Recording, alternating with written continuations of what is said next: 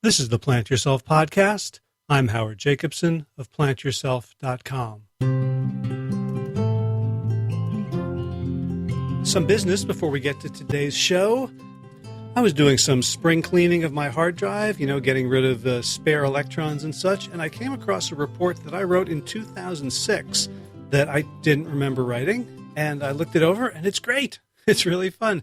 It is called Boomeritis BS, and it's based on an article I read in the New York Times in 2006 that talked about this thing called boomeritis. All these baby boomers in their 50s and 60s and 70s who were overdoing it with exercise and coming down with bum knees and needing operations and all this stuff, and why doctors were saying, boomers really need to learn how to take it easy. And that got me angry because I know so many people in their 70s, 80s, beyond who are still stellar athletes. And it's not because they're taking it easy, but because they're doing all the other things right. So I wrote a report, Boomeritis BS. So if you are worried about not being able to maintain athletic performance, or if your doctors are telling you that you need to slow down at your age, here's something to read, to show them, to wave in their face, to be ornery and cantankerous and rebellious, and keep doing what you're doing. And you can download that at plantyourself.com/boomeritis. That's BOOMERITIS. Okay, on to today's show. I've got a repeat guest. Brad Stulberg was on a while back talking about peak performance, and I had discovered him in an article in Outside Magazine that he wrote just about the time when I was really getting into running and pushing myself and overcoming discomfort and pain, under the tutelage of Josh LaJaunie and others. And this article was basically about the benefits of physical activity outside of the gym. And he was saying all the same things that Josh was saying, and he was backing them up with science. So I got Brad on the show, and we had a great conversation, and he mentioned that he was working on a book called Peak Performance that would be out at some point. And guess what? Some point is today. This is the release date of the book. It's a fantastic book. It's called Peak Performance. It's by Bradley Stulberg and his co-author, Steve Magness, and they tell a great story. First of all, both of them burned out in their initial careers. Brad, as you may recall from the previous appearance on the podcast, was a hotshot consultant, and Steve Magness in high school ran a 4:01 mile. And you can understand the expectation that 4:01 in high school meant that he was going to be breaking records all throughout his late teens, 20s, and who knows how far. And Brad burned out at consulting, and Steve never ran a faster race in his life. And they both found their way to kind of teaching, coaching, helping other people. And in their minds was this question, like, why did we burn out? And as we're now finding success in a new career, how do we avoid making the same mistakes? And so they have a book. It's called Peak Performance, Elevate Your Game, Avoid Burnout, and Thrive with the New Science of Success. It's a fantastic book. It's so good that I read it on PDF on an iPad because they didn't have a spare hard copy to send to me. I almost never read digital copies of review books because I find it so annoying. But this one was so good that I suffered through the indignity of digital ink just because I wanted to get everything into my brain and to prepare for this wonderful conversation. So without further ado, Bradley Stulberg, welcome back to the Plant Yourself podcast. Great to be back. Thanks for having me. Yeah, it's exciting. As this goes to press, your new book with Steve Magness will be coming out, Peak Performance. So congratulations on birthing a book. Thanks. It's definitely an exciting time. That's for sure. So I read the book. I finished it yesterday, and I really, really like it. And one of the things I like most about it is how simple you've made it. There's a lot of nuance. There's a lot of information, but the way that you took all the information and kind of condensed it into these three main points feels really empowering. So can you just kind of say what the main points are and why you decided to take all of the research and condense it in that way? So the three main points or underlying themes that, like you said, became the three sections of the book are what my co-author Steve and I like to call the growth equation, which is stress plus rest equals growth. And I'm sure we'll get more into that later. The second area is priming, or the ability to create the conditions that help facilitate one's best performance. And that can be in the immediate lead up to it, but that could also be kind of longer term environmental design. And then the third section of the book is all around the importance and the power of reflecting on defining core values in cultivating a purpose that underlies what you do. In terms of why we group the book into those three sections, so there are all kinds of practices that fall under each of those sections, but we really wanted the reader to take away those three concepts, because I think that they're quite elegant, and not in the sense that we wrote them elegantly, but the science rolls up into these nice buckets that hopefully really helps readers think about their lives and how they approach whatever it is they do a bit differently, but are also memorable. Right. So tell us a little bit about your co-author, Steve. So Steve is the man. Steve was a running prodigy growing up. He ran a 4:01 mile when he was in high school. I think he was 17. And he did it at a track meet called the Prefontaine Classic, which is the largest professional track meet probably in the world, with the exception of like the Olympics, which I guess doesn't really fall under the professional banner. So yeah, the Pre-Classic, the largest professional meet in the world. And he ran in this thing in high school and went 4:01 and smoked people that were Olympians. At the time, it was the sixth fastest high school mile, the fastest in Texas. He was on track to just be a complete phenom. And that was the fastest he ever ran. So he didn't run a step faster than that 4:01 mile. He completely burnt out in college. And in his second life is a coach, which is what he does now. He helps both world-class, so professional athletes, as well as collegiate athletes attain their best performance and hopefully without burning out like he did. So he's a coach. Right. And it must, just the irony of like your fastest mile is like 1.5 seconds too slow. Like, like the 4-minute mile is still this kind of iconic thing. And to stop at that milestone must have been particularly hard. Yeah. So I think in the book we write, and I guess really Steve writes that at the time it was hard and frustrating, but he wasn't that bummed because he was only 17, right? So he kind of thought like, oh, of course I'll go under 4, right? Like my best years are still ahead of me. And particularly in running and in kind of distance running, and at that level, the mile is considered a distance event. Oftentimes athletes don't peak until their mid to late 20s. So while he was definitely frustrated at the time, the frustration didn't really linger because Steve just assumed that by the time he's 23, 24, he'd be running 350s. Right. So kind of briefly, and you've been on the podcast before, and we touched on your past as a consultant, and then later sort of with really personal agendas. It was almost like you want to write this book so that other people don't have to burn out in the way both of you did. Exactly. That was it.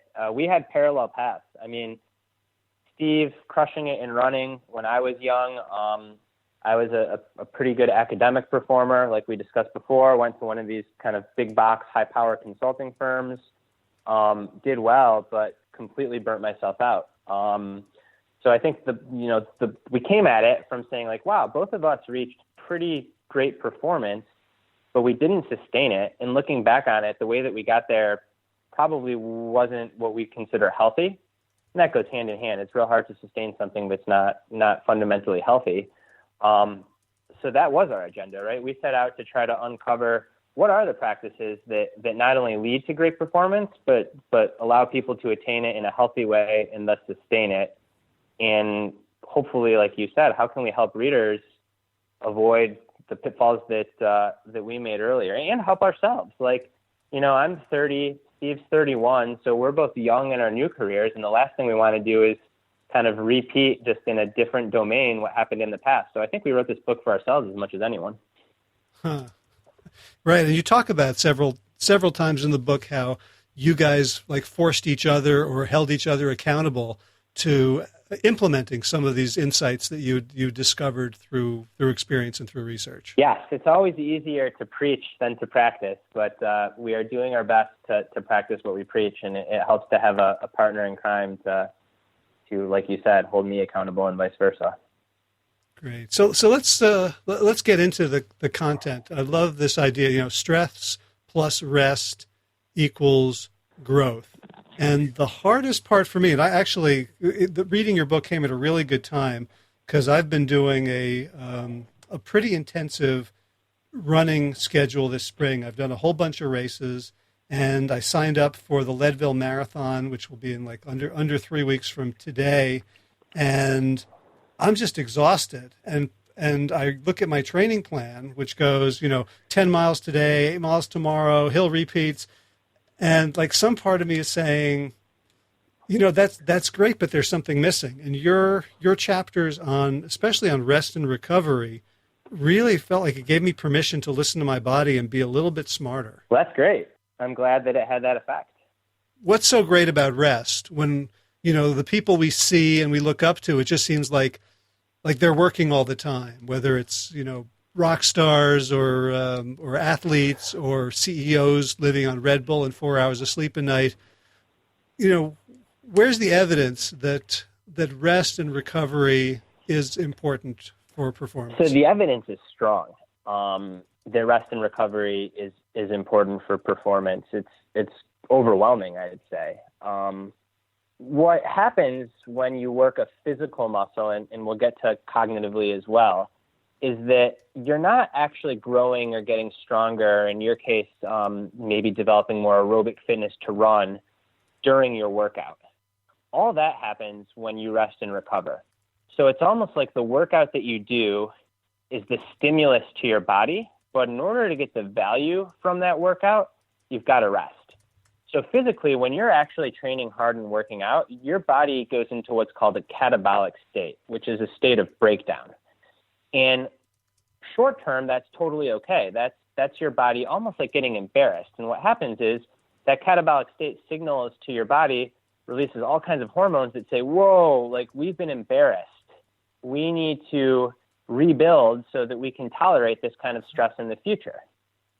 But that rebuilding process, it doesn't happen when you're working out. It happens afterwards when you're sitting on the couch or really mostly when you're sleeping. So human growth hormone, testosterone, all of the things that make the body stronger, they aren't released in mass quantities while you're running. They're released when you're sleeping. So I really think, like, for me, it was kind of this paradigm change, right? That the training is just kind of setting the table for when you step away from training. And again, particularly when you sleep, that's when you're getting stronger. And sure enough, the same thing holds true cognitively. So all of the stimulus that we expose our minds to during the day, that gets consolidated, it gets stored, it gets connected when we sleep, not so much during the day. So very similarly to the body, with the mind, what you're working on. So if you're like trying to problem solve, or maybe you're a musician, you're trying to learn a new song, or an artist trying to come up with something new for the canvas, all the work that you put in during the day, it really only has its value, at least in a long-term sense, if you sleep on it. Because that's when your brain kind of gets to work at, like I said, making sense of what you were doing during the day and building upon it. So you mentioned a Tetris study. Can you explain what that was and what it tells us? Yeah, it's a really neat study. It's one of my favorites in the book. It came from sleep researchers that were over at Harvard. And what they did was they had people play Tetris. And they had a couple different groups of people. And one group had no memory issues, so they were like you and I. And another group, they were amnesia. They had bad amnesia, so they couldn't, I think it was like after a few hours they lost memory. And they had the groups play Tetris during the day. And then they had everyone go to sleep in the lab. And they woke people up when they were dreaming. And they asked the groups what they had been dreaming about. And the groups of people without amnesia, oftentimes they reported dreaming of Tetris. But the researchers thought, okay, well, maybe they're dreaming of Tetris because they're reporting that they're dreaming of Tetris because they just remembered that they had played Tetris during the day. But then they woke the amnesiacs up who had the condition that prevents them from remembering what they were doing. And they asked them, what are you thinking about? And they'd say, I was thinking about Tetris, and I was seeing these shapes, and I was coming to these Tetris solutions. I have no idea why. And that was a groundbreaking study that led researchers down this path to explore that the brain is actually extremely active, and it's making sense of what you did during the day when you're sleeping. Really clever study design. So the idea is that even people who have no memory of what happened yesterday, their brains are still processing it and learning from it in some fashion. Yeah, it's almost like they use the amnesiacs for the study as a control, or not a control group, to kind of to prove, because again, when they woke you and I up, maybe we were really dreaming about Tetris, or maybe it's just on our mind because we had been playing it earlier. But right. The amnesiacs, they had forgot that they were playing it. So it was a really pointed way to say that deep in a subconscious level, your brain is working on what you were doing. Gotcha. So I think some of them even said things like, I was seeing these falling shapes, like they didn't even have memory of what Tetris was, right? Right, exactly, because they have amnesia. Something else you write about that also, made me sort of want to look at my own life is almost everything in life has sort of marginal returns at extremes. Like, you exercise for 5 hours, it's a little better than 4.5. But, at a certain point, the marginal returns become very, very small. But with sleep, it's kind of the opposite up to a point, isn't it? That the marginal returns of sleeping 7 to 9 hours is much greater than what someone might expect. Yes. So that is the case. Again, really interesting and just kind of goes to show the importance of sleep. So what researchers have found is that the more that you sleep, the more of the growth-promoting hormones that are released. And it's not linear, it's an exponential effect. And they posit that is because as you sleep throughout the night, your deep sleep cycles tend to get a little bit longer, and those hormones are released when you're in deep sleep. So maybe your first deep sleep cycle, the whole cycle takes between 80 and 84 minutes. And then the next one is maybe 83 to 87 minutes. And these are arbitrary numbers, but just so you get the hang of what I'm saying. And by your fourth or maybe even third to fifth sleep cycle, it's 95 minutes. So it's just extra time when you're in deep sleep that your body is able to repair and rebuild physically and consolidate and store and make sense psychologically. The way that we put it in the book is, for a lot of people, hours 7 to 9, which are the hours of sleep that most people don't get, may actually be the most valuable. Right. And that was a bit of a shocker to me, because I think about, the thing I'm going to give up on so that I can go for my early morning run is that extra hour of sleep. Right, because clearly getting up early and getting a run in is virtuous, while sleeping in is either neutral or a little lazy. But according to your equation, that the rest is without the rest, the exertion is almost pointless. Exactly, and we want to be careful though, and hopefully we make this clear in the book that you also just can't rest your way to growth either. You have to apply a stimulus and a stress. And the key is trying to figure out that balance. So what we don't want to do is write a book that says you don't need to do much hard work, or you don't have to put in too much hard work. You can just kind of rest your way to growth and progress. That's not true at all. It's just that when you put in the hard work, you ought to follow it up with rest so that you can actually adapt to that. And again, that holds true whether physical or mentally. Right. Well, it's like going into the kitchen, cooking a meal, and then throwing it out. Right? If you don't cook the meal, there's nothing to eat. But if you don't put it down on the table and dig in, you're not going to get the nutrients either. Exactly. Okay, one of the simplest analogies that I like to use is if you just think about how you make a bicep muscle stronger. So the big muscle in front of your arm. If you pick up way too heavy of a weight and try to lift it, odds are you're going to throw your back out or maybe even tear your biceps tendon. So you're going to get hurt. Way too much stress. The flip side is, if you pick up hardly any weight at all, you could sit there and lift it all day, and nothing's going to happen to your bicep. So the first part is kind of finding the right amount of weight that is a good stressor that really challenges your bicep and maybe pushes you close to fatigue, but isn't so great that you're going to risk injury. But even if you find that perfect weight, if all you do is sit there and lift, eventually your muscle is literally going to burn out. It's just going to fatigue itself, and you're going to have to stop training. So how you make your bicep muscle grow is you find a stress that is a good challenge but not too much. You stress the muscle, push it past its comfort zone but not completely to failure, and then you rest and recover. And then your bicep gets a little bit stronger and gains the capacity to take on more stress. And again, what we found in the research and in speaking with lots of good performers, or not good, great performers, is that same cycle explains growth in so many various capabilities. Right. And so you talk a lot about various different ways of resting, of taking breaks. You talk about meditation, mindfulness, open monitoring, sort of body scans, but so it's a great, like I would recommend everyone just get the book just for that menu. I think it's in sort of chapter 5, but you also talk about extended breaks, which feels like a hard thing for people, even if they have, sort of the means to do it and a work schedule. It just you write at one point about the courage to rest. Why do you think we need courage in order to take advantage of this really, really clear and powerful science? I think it's a leap of faith. When you are working, you're actively doing something, and there's a tangible result right in front of you from doing it. And what you don't see in the short term is the fact that you could be digging yourself a hole and on the path to burnout, or even if it's not that extreme, just that you think that you're working at the utmost to your potential and getting the most quality out of your work, but you might in fact not be.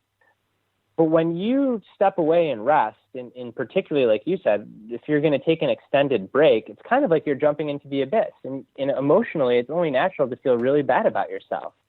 Am I going to fall behind at work? What's my inbox going to look like when I'm back? What if I miss something really important? What if I kind of lose my groove?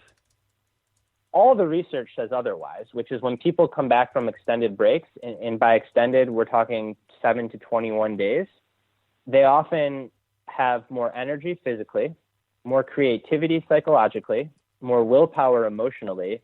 They perform better. And if they were on the cusp of burnout, they buy themselves some more time to kind of fix whatever underlying habits push them close to burnout. So the evidence is there. But again, in the moment, you're stopping productivity that you can see and feel immediately in kind of like taking this leap. And for me, I've experienced this personally on a much smaller scale. As a writer, if I'm working on something that is on deadline and I'm not done before I go to sleep, it's really hard for me to stop working on it and just kind of trust that by stepping away and getting a good night's sleep, whatever sentence I'm stuck on, or God forbid, paragraph or entire story I'm stuck on, it'll get better in the morning and I'll be able to approach it better, and I'll have a significantly better chance of whatever I need coming to me if I just step away. But that takes courage, man. I've been sitting there at 9:30, 10 o'clock at night with a story that I need to file the next day. And I'm like, crap, I'm not done and I'm stuck. And the inclination is to sit there and stare at the screen and try to work your way through it, when in fact, you've got a much better chance of getting unstuck if you just step away from it, get a good night's sleep, come back to it in the morning. And I know all this research, I've reported on it, I've spoken with people that have done this, and it's still hard for me to do. And I love that you and Steve sort of not only gave each other permission to take a day off, but kind of enforced it. We were all over each other about that, totally. The last time we talked, we really talked about sort of the benefits of exercise as sort of challenge, as something that's hard and worthwhile. So I don't want to kind of, go over that all again, but I do want to balance the discussion of rest, so we make sure that people understand this is not a book telling you to just close your eyes and sit in a hammock. And I love when you say that growth comes at the point of resistance and skills come from struggle. Can you talk a little bit about what that means and how we can figure out what our point of resistance is? Yes.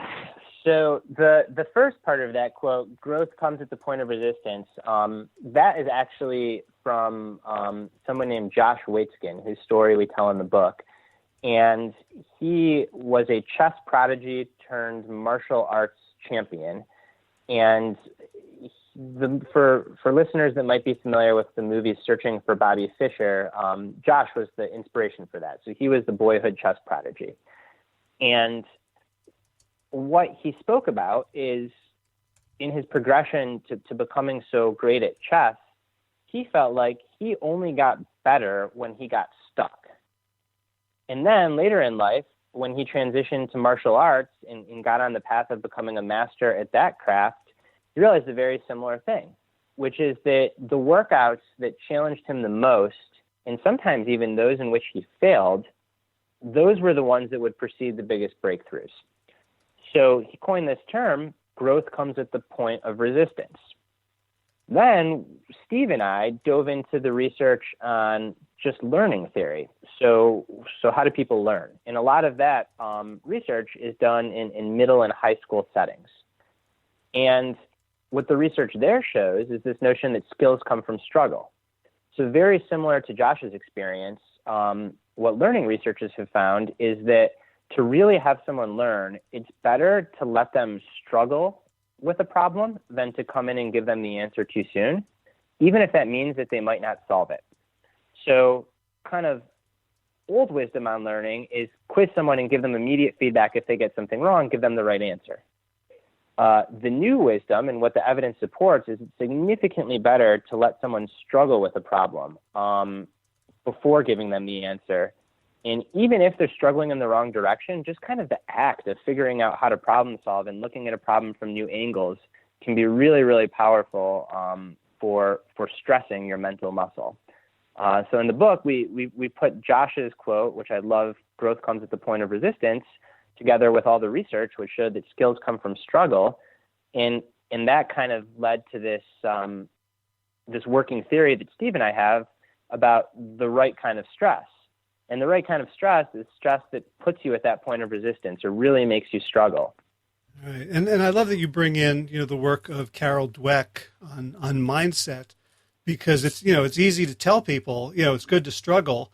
But if I'm feeling sort of bad about myself or unsure of my capabilities, or I feel like I'm on display or I am being tested, like you used the example of like give a test at school where that's going to determine something about my future, I'm much less likely to embrace struggle and kind of have put all my brain power into solving the problem as opposed to half of my brain power into judging myself for struggling. Yeah, I think so. I think it's so important to approach things with a growth mindset yourself. And if you're coaching or parenting or teaching others, to really encourage that type of growth mindset that doesn't necessarily see the right answer as the ultimate goal, but that sees learning and development as the ultimate goal. And those are two very different things because, an extreme example is if the right answer, just getting the work done or winning is the ultimate goal, well, that's a slippery slope to using performance-enhancing drugs or illicitly taking Adderall or cheating. Whereas if the long-term goal is personal development, fulfillment, self-actualization, then all of a sudden failure is not necessarily something to look down upon. It's almost something to be celebrated. At the very least, it should be seen as new information, like, oh, interesting, I failed. Like, this is an area I need more work on. Or I failed, and as a result, I got a lot better at whatever I failed at. And these are patterns that were expressed across all the world-class performers that we spoke with for the book, so over 50. And whether they were world champion surfers, runners, cyclists, artists, mathematicians, entrepreneurs, venture capitalists, they all talk about that if they don't feel like they're at least at risk for failing somewhat frequently, then they get worried that they're becoming complacent. So I'm curious whether you and Steve talked about your own journeys in terms of mindset, because I don't know much about them. I only know some of the the details that you've shared in your writing. But do you think any of it had to do with like going from a fixed mindset to developing a growth mindset? It's a good question. I don't know if I've done the appropriate self-reflection and soul searching on that to give you an honest answer. But let's see here. On the spot, I don't know if it was necessarily fixed to growth mindset. I do think that I probably was a little insecure myself for whatever reason coming out of school. And I think we actually discussed this on the last time I was on the show, is that consulting is like perfect for driven, smart, insecure people, because you just work yourself to the ground, kind of trying to prove yourself, and to whom I'm not sure. I'm fortunate. I had super supportive parents, a good group of friends, so I don't know where that came from. But I think the biggest shift was probably, for me at least, I can't speak for Steve, is that I kind of let go of like this need to prove myself. And in my second career as a writer, in where I'm currently at, it's much more just like, I want to grow personally. I'd like to have fun.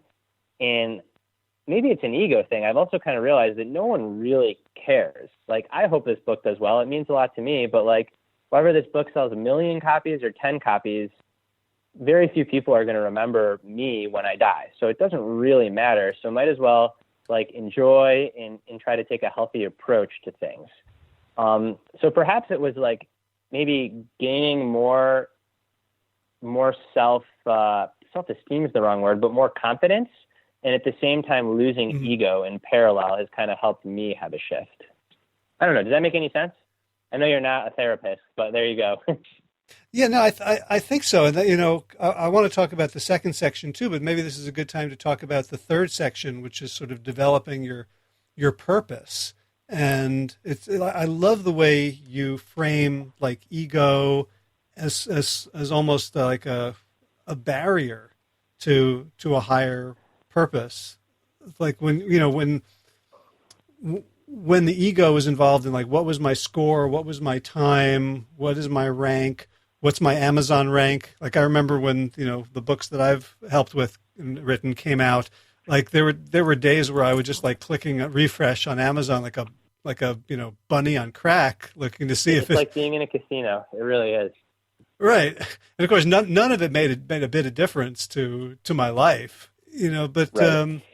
Talk a little, like I was surprised when I got to the section 3 all about purpose. And when I started reading it, I kind of felt like, okay, well, this is where you guys, you mentioned this, like sort of go into new age territory, like feel good stuff.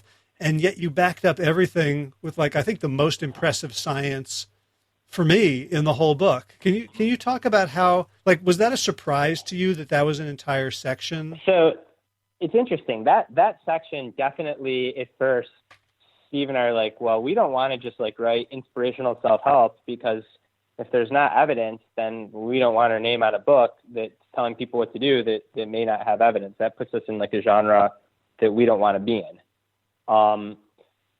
So yeah, we were skeptical for sure. We had this hunch about purpose and the power of purpose, but we approached it like very, very with a lot of skepticism. But lo and behold, like you said, what we found when we started to explore and really get deep in that research was a wealth of evidence that shows that ego just can really get in the way, and that to the extent that you can develop a self-transcending purpose, or a purpose that's beyond your own little ego, not only will you likely do better things for the world, but your performance will improve markedly. That was the part that got me, where you use a very familiar story, in this case, somebody who lifts a car off of a kid who'd been hit and was underneath the wheel, and he lifts it up and kind of holds it there for a while yelling at the driver to get out and drag the kid to safety. And I've heard, we've all heard that story, mother lifts tractor or whatever, and usually it's given to just sort of, this physiological thing, fight or flight, adrenaline. You interpret it in a whole different way. Can you talk about like what that means in terms of purpose? Like why is that proving that transcending the ego and having purpose is performance enhancing? Yeah, so I'll do my best not to get down a crazy rabbit hole here with science, but it is, like you said, fascinating science. So In exercise science and physiology, in the 90s, there was this theory that fatigue might not happen in the body, it might happen in the brain. And the way that this theory developed was a guy named Timothy Noakes, a South African exercise scientist. He would see marathon finishers speed up at the end of the race. And he said, this makes no sense. If they're at the end of the race and they're completely exhausting themselves, how can they speed up when the finish line's in sight? So it's not the body that's fatigued, because if the body was fatigued, they'd be slowing down, but something's happening in the brain. So what he did was he designed a very clever study where he had people exercise to the point of complete fatigue. So I believe that in one study they were doing like leg curls on a machine. And they did curls until they said that their legs were completely dead. They could not even attempt to lift the weight to fire their muscle. So then Professor Noakes shocked them, ran an electrical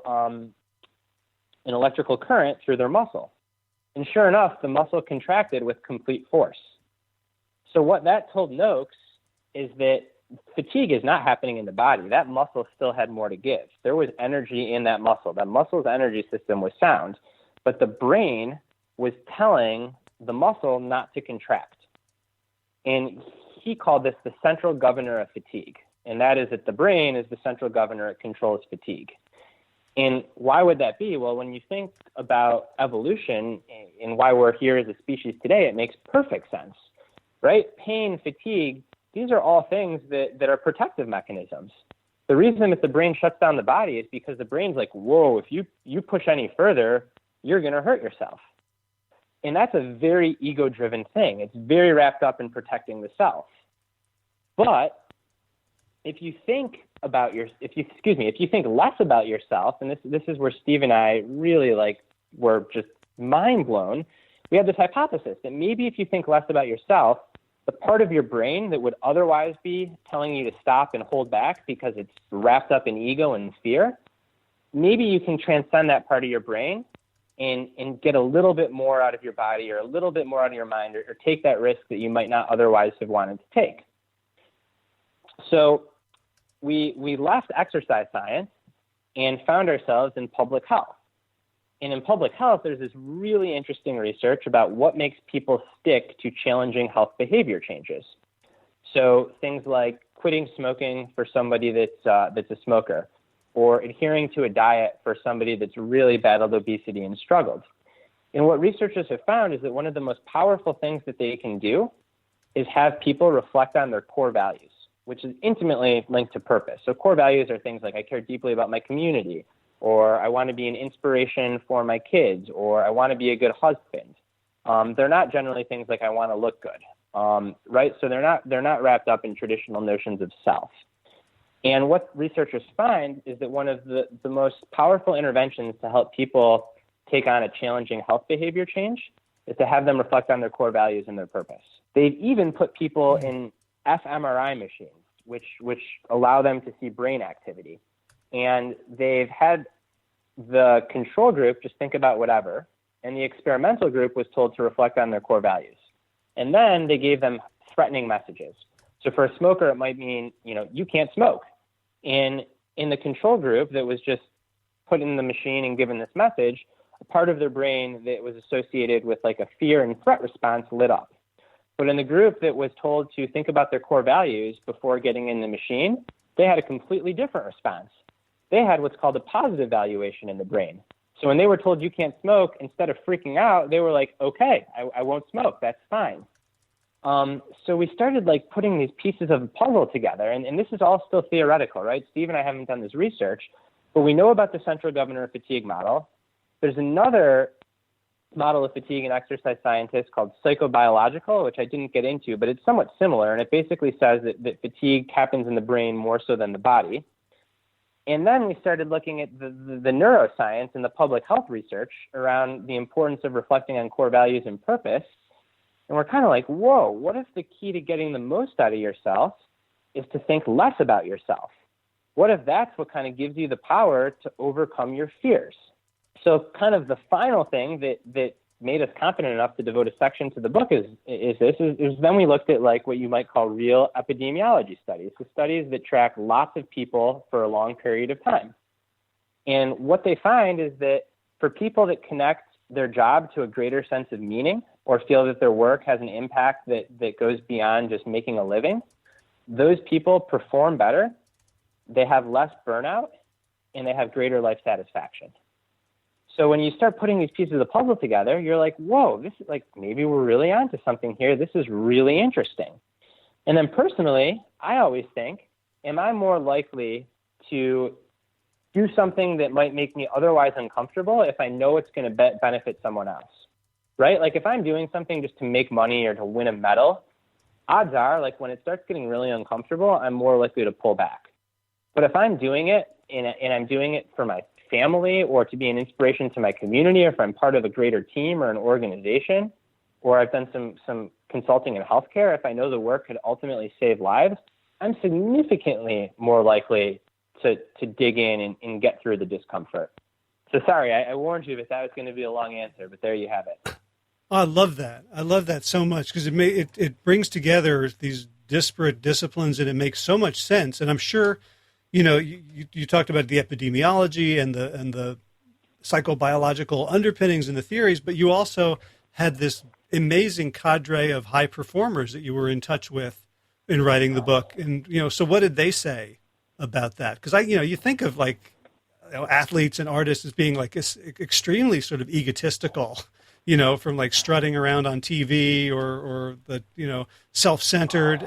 Like, did you find that, or did you find this principle in action of thinking less of the self? Oh, we totally found the principle in action. And again, like once you start, and we spent 2 years researching this book, so it's easy for me to say it's kind of common sense, but now I come to see it as common sense. So when athletes do incredible stuff, right? Craig Alexander wins the Ironman World Championship, sets a new course record at age 40. Meb Keflezighi becomes the first American to win the Boston Marathon, and God knows how many years, I think he was 41 after the Boston bombing. When they cross the finish line of these races and the media goes up to them and they say, like, what were you thinking down the stretch, or how did you do it? They never say, like, oh, I was thinking how good it would feel to be champion, or I was thinking about the payday that I would make. It's always one of three things, right? It's I was thinking of my family and how much my family has done and sacrificed so that I can be here. If they're a religious person, it's I was thinking of God or some kind of greater calling. Or it's I was dedicating this race to so-and-so with cancer, or to the victims of such and such terrorist attack, or whatever it might be. But rarely, or I don't think I've ever really heard an athlete say that like the meditative state that they got into was all about winning. It's almost always about something that's beyond themselves. So then we spoke with artists, and we asked artists, like art is a pretty competitive, gnarly industry, and there's all kinds of fear involved in trying to make it as an artist. And what we found is that artists that were able to get through that and fight through that and get over those humps, they said that, again, they weren't thinking like, oh, I want to be have my work shown in a big gallery, or I want to be profiled in the New York Times. It was always, I want to create art that makes people feel and moves people. Or I'm creating art because my grandfather and my father did, and now that's how I'm going to provide for my family and continue in this legacy that's so much beyond myself. Then we started talking to entrepreneurs and venture capitalists, and same thing. We found those that really have long careers. Very, very rarely, even though they make a ton of money, do they cite money as the reason why they do what they do. And their actions back it up. They drive like Toyota Camrys, they wear clunky digital watches. Like the best intellectual performers or the best entrepreneurs or business people, even though they're making tons of money, what we tended to find is that they're doing it for other reasons. And those reasons tend to be around some kind of greater impact or meaning. Right. And you have at the end of the book, you have a really powerful, simple exercise that people can use to develop their own purpose statement. So, just for those pages alone, I think, your book should be an Amazon bestseller because it's not hard, right? It's not complicated. It doesn't involve years of psychotherapy for most people. I'm guessing that it really is an amazing, like, brain spiritual hack to live a more powerful and more fulfilling life. I would agree. I've developed a purpose statement, and I have a few. I had one for writing the book. I have kind of a more overarching one that I try to apply to everything I do. And again, this sounds like very new agey and kind of like out there, but I just write it on a sticky note and I put it at my desk where I work. So I'm like constantly reminding myself of it. And, it's hard for me to say empirically that my work has gotten a lot better, but I know that I feel better. And I particularly try to remind myself of that when I'm starting to feel pretty cruddy. And it like very quickly changes the focus of my attention and at least subjectively makes me feel a lot better. So I think we've skipped over the second section, priming, which is fine. People, it's really useful. It's probably sort of the most practical, tactical part of the book. But what I want to reflect to you, like my overall experience of reading the book, is that there's genetic differences between me and Meb, and that's true. And the different, in particular, there's differences in opportunity, in experience, but really what separates me from my own best self and from these peak performers is just a whole bunch of daily decisions. Mm-hmm. Right? It's nothing esoteric. There's nothing like your book is important and useful, but like there's nothing in there that is like totally counterintuitive. Like if I didn't, mm-hmm. like there was one. I'm gonna see if I can find this one, the statement from the priming section that I thought was most significant to me. Okay, here it is on page 154. You write, the real secret of world-class performers isn't the daily routines that they develop, but that they stick to them, that they show up even when they don't feel like it. Yeah, that's true. Like to me, that's kind of the take-home message. Like you've given me this great cookbook, the theory and philosophy of cooking, and also a bunch of recipes and where to get the food and how to prepare it. But the difference between me and someone else who reads this book and, becomes a world-class performer is like if I don't do it. If I feel like I need inspiration, if I need, for the stars to be aligned, that it's all these little easy decisions. There's nothing you're asking anyone to do in the book that they can't do. It's just a question of, can you do it day in, day out? Yeah, I think so. I mean, in that, I'm glad that you're having that takeaway. And I think it's really important because on the one hand, it is really simple. But on the other hand, like nowhere in this book do you find like a quick fix, right? Like wear like this new headband that's going to stimulate your brain and you'll be smarter. Or don't worry about sleeping, intermittently nap as long as you drink a special coffee before napping. Like there's none of that in the book because there's no evidence behind any of that stuff. The stuff that has evidence, it's very, very simple. Yeah, it's hard to stick to and do. And that's it. That's like where the magic happens. It's just the consistency. And gets back to the stress plus rest equals growth. Like you can't rest your way to growth. You have to show up and do the work every day. And great performers absolutely push, but they're also self-aware enough to know when to back off. And then, like we said, they have the courage to rest. So just nailing that equation, I think, in your life, such a simple framework, so intuitive, but takes a lot of work and practice to do and deliberate intention.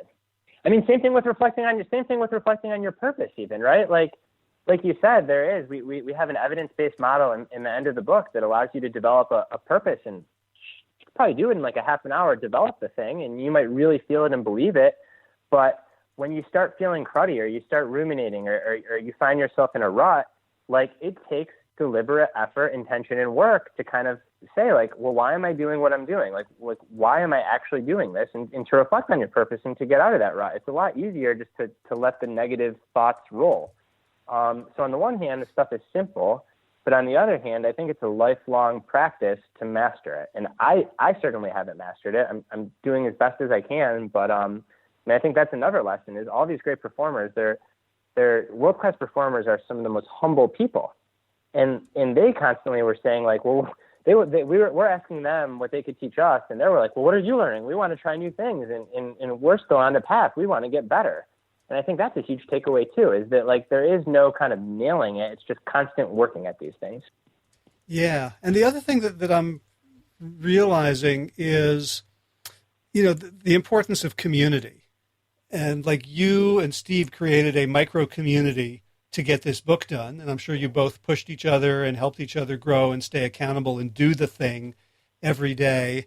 And, we've seen, evidence of the blue zone cultures where community and, group purpose is kind of baked in, where you never wake up and you just think about yourself, right? That's kind of like a strange American affect, like this, rugged individualism. Like everywhere else in the world, the communal purpose and the way you fit into your group or tribe or village is drilled into you every single day of your life. That it's really important for us to find community, because some of these behaviors are just so hard to maintain as a solo person. Yeah, I totally agree. And that was another finding, both in the research and in amongst all these world-class performers, is just that the people with whom you surround yourself, they have an enormous impact on your life and in this context on your performance.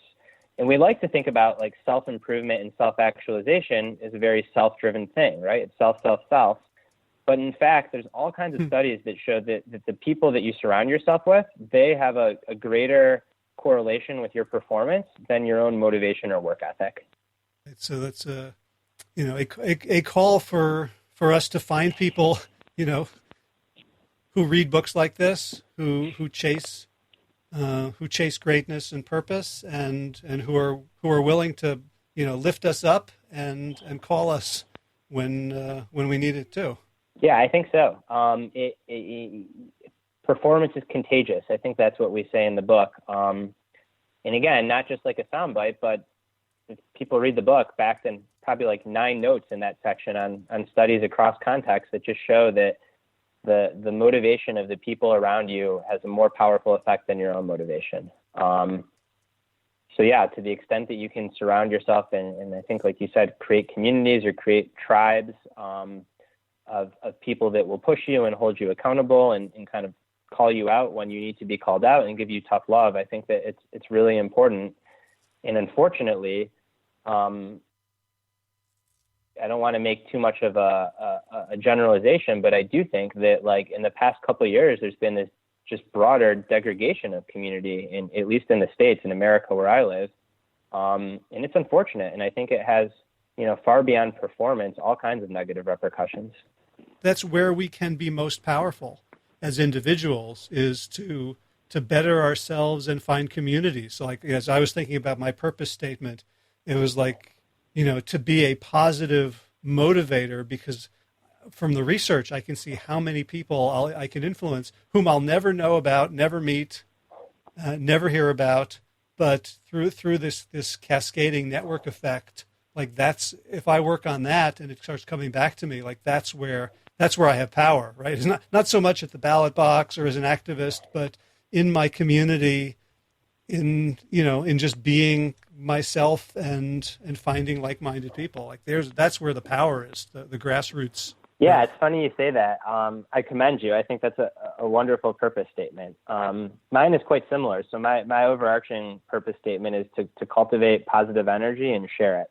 And kind of much like you, I think that's where I have the chance to make the biggest impact. And as long as I can keep that not necessarily the sole motivation behind anything I do, but the predominant motivation, I think that's a good thing. All right. Well, as long as you haven't, copyrighted that, I think I'm just going to steal it and maybe modify it a teeny bit, but it feels really good. Well, I think it's funny. It's why I love talking to you and why I was so excited to come on the show is I think that there are these tribes and there are people. I always, I tell my wife, like, there are people that just get it. And I can't put it into words, but I guess it's thoughtful in people that I look up to and that I really enjoy talking to. And you got to be careful because you don't want to create a bubble. But often these people have very different political opinions than me, and they might think differently than me about all kinds of things. But maybe it comes down to just like a similar shared purpose. And the more time that I can interact with those people and learn from those people, the better I feel, and I think the better I become. And that's a huge takeaway from the book. Right on. Well, so I know it's the top of the hour. You've got to run. I want to thank you again for taking the time and for the interview. The book is Peak Performance by Bradley Stulberg and Steve Magness, out today, if you're listening to this the day it comes out. And I hope the book goes forth and really is a vehicle for your mission statement throughout the world, because God knows we need it. Thank you. Thank you so much for having me. If you enjoyed this episode of the Plant Yourself podcast, please subscribe and leave a review on iTunes. Another drought. It's been 3 weeks since my last review. For more information about the Big Change Program, led by me and Josh Lajani, visit bigchangeprogram.com. And be sure to check out the show notes for today's episode with links to Brad's website and the book on Amazon, which if you click from that link, I get a little change, which helps me find more books so that I can bring more guests to the show. And you can find that at plantyourself.com/213. If you're new to the show, you can catch up on 212 archived episodes over at plantyourself.com. And if you subscribe to the podcast, but you don't get the Big Change Bulldog, my weekly-ish newsletter, you can sign up and get the Boomeritis BS report at plantyourself.com/boomeritis. That's BOOMERITIS.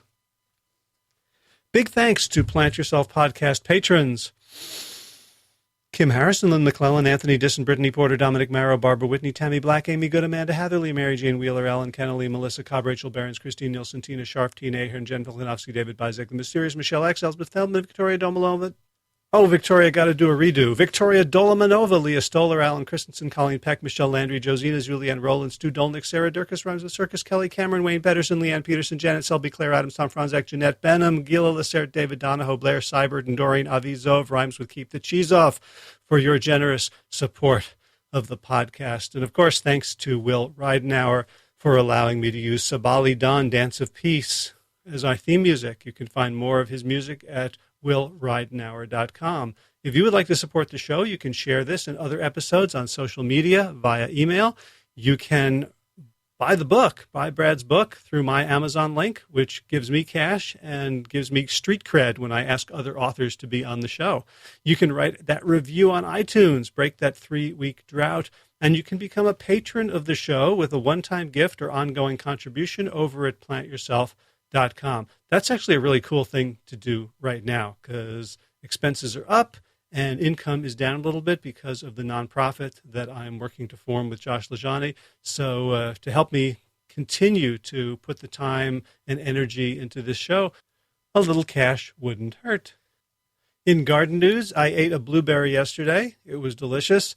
The basil is coming along gangbusters, and the beans have actually found their support and are starting to wrap their little tendrils around the posts and start growing up to the sky. It's pretty amazing to watch. These beans, they basically know what they want and know how to get it. In running news, I've started my taper for the Leadville Marathon, and I'm looking forward to going out there in a week and a half and coming back in one piece. That's it for this week. As always, be well, my